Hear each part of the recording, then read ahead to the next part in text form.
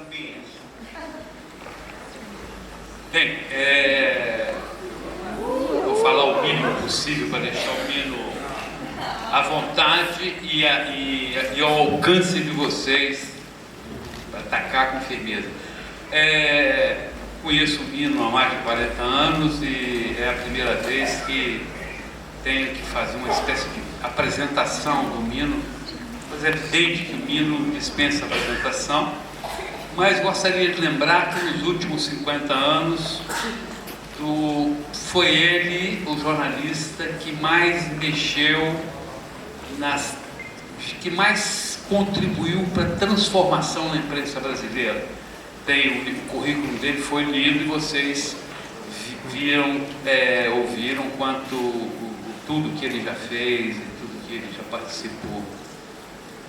Ao lado dessa honra, há também muito medo. Eu posso ser demitido dependendo do que eu perguntar. Porque, enfim, não é verdade? Verdade. Claro que ele me demita. O fato, eu fui, não sei se o primeiro a ler Brasil, Um dos primeiros. ainda em Aramato, e acho que o livro, ele não concorda com isso, mas o livro de alguma maneira é uma trilogia. Ele encerra uma trilogia, não sei se encerra, mas o Castelo de Amba, o outro é o Mino, sempre esqueço. Sombra do Silêncio. Sombra do Silêncio e Brasil. Os três livros, de uma maneira geral, eles misturam realidade e ficção. Mas eu acho que a ficção não é inteiramente ficção. O Mino desloca personagens e situações para preservar a figura sobre a qual ele está falando, porque ele é uma figura de tudo generosa. Eu estou aqui também como perguntador, provocador, mesmo que isso me puxe o emprego. Eu passo a palavra ao Mino Carter. Obrigado.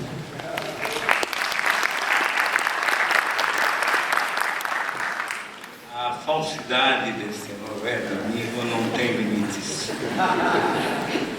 Tampouco definições adequadas, portanto eu passo ao que interessa. E respondo a ele de saída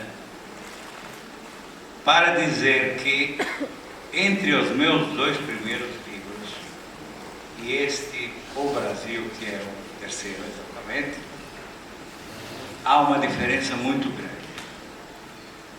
Os dois primeiros são construídos em cima de um desenho mais ou menos onírico, em cima de metáforas.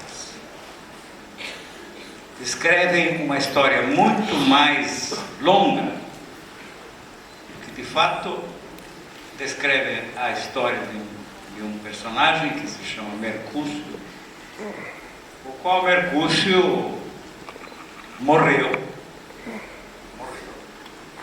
Deixou uma série de apontamentos, de rascunhos, de bilhetes, de textos de conferências feitas, de textos de prefácios. E este Mercúcio, que teve em vida uma secretária preciosa e solerte, conta com ela do além para que ela vasculhe por gavetas, vasculhe por armários e encontre finalmente uma caixa que contém todo esse material. Então esse material é a descrição de uma vida desse Mercúcio. E sempre, repito, usando metáforas, eu conto um pouco a história do Brasil como eu a vivi. Eu cheguei aqui menino ainda, calça curta, e por uma série de circunstâncias não tinha a menor chance de erguer um protesto em relação a essa escolha feita pelo meu pai. E acabei virando um brasileiro, obviamente. Aliás, há um momento da história brasileira que não somente me ligou profundamente ao país, mas que também me fez ter esperanças que depois se revelaram infundadas. Mas me fez, sobretudo, e disso eu sou grato à história, ao país, a todos vocês, me fez entender a serventia do jornalismo, porque o jornalismo é algo muito importante, desde que exercido com extrema honestidade, como recomendava um grande jornalista americano, muito antigo, mas muito agudo. Aos jornalistas não peçam a objetividade. A objetividade é a das máquinas. No meu caso, a máquina de escrever, porque eu confesso não chego perto de um computador. Não chego perto porque sei que ele me engole. Ele tem uma bocarra muito perigosa, muito sedenta de carne humana. Então de fato, muita gente já foi engolida e não percebe, né? Não importa, eu não chego perto de um computador. Ele ri, ele está sempre com o computador quebrado, não, perde as matérias dele no computador, é uma tragédia diária, com graves consequências para a revista. E nunca foi despedido por... Isso pode ser o início do processo. Em todo caso, eu descobri num certo período da nossa história o quanto o jornalismo tinha valor.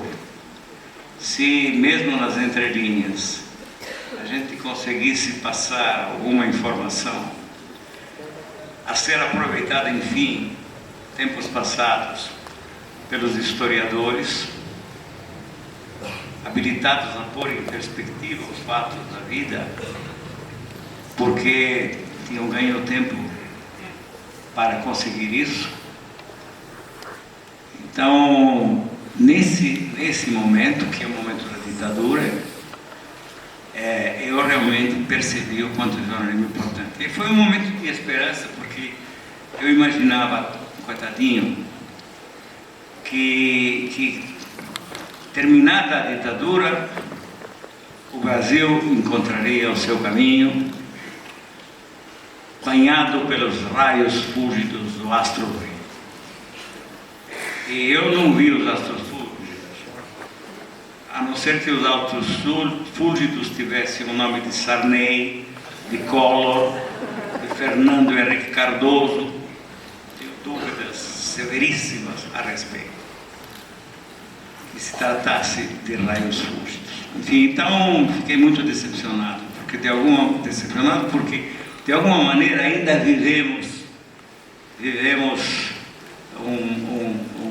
as consequências da ditadura. E vivemos consequências mais fundas de outro episódio, do qual falo logo mais.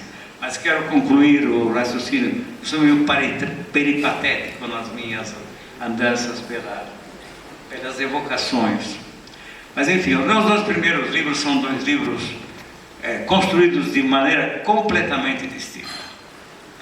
Este é um livro que conta um período da história brasileira e, portanto, do jornalismo brasileiro, que vai desde a morte de Getúlio até o fim da ditadura, e é um livro que contém uma ficção que, no entanto, se desenrola em cenários absolutamente verdadeiros, convocando com muita frequência personagens verdadeiros que habitaram esses cenários.